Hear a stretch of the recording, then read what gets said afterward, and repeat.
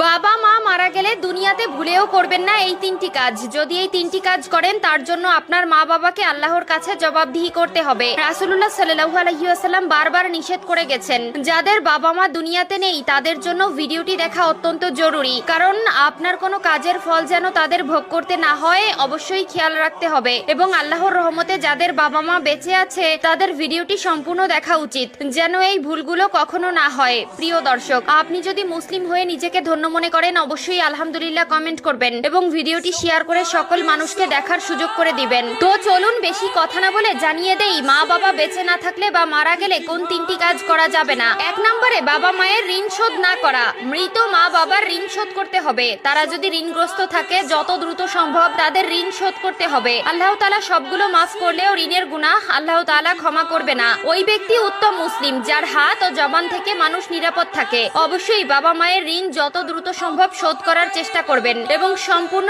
ঋণ শোধ করে দিবেন। 2 নম্বরে হাউমাউ করে কান্না করা যাবে না। বুখারী শরীফে এসেছে 1226 নম্বর হাদিসে বলা হয়েছে, তাহলে সে মৃত ব্যক্তির কবরে শাস্তি দেওয়া হবে। যদি আপনি হাউমাউ করে কান্না করেন, চিৎকার করে কান্না করেন, অনেকেই গড়াগড়ি করে কান্না করে, অনেকে নিজেকে নিজে আঘাত করে, পাগলের মতন আচরণ করে। খবরদার, এই ভুলগুলো করা যাবে না। আল্লাহ তাআলা আপনার আপনজন নিয়ে আপনাকে পরীক্ষা করবেন। অবশ্যই কষ্ট লাগে যে বাবা মা এত মায়া মহব্বত করে ভালোবাসা দিয়ে বড় করেছেন, সেই মা বাবাকে হারিয়ে ফেললে কষ্ট লাগারই কথা। তাদের জন্য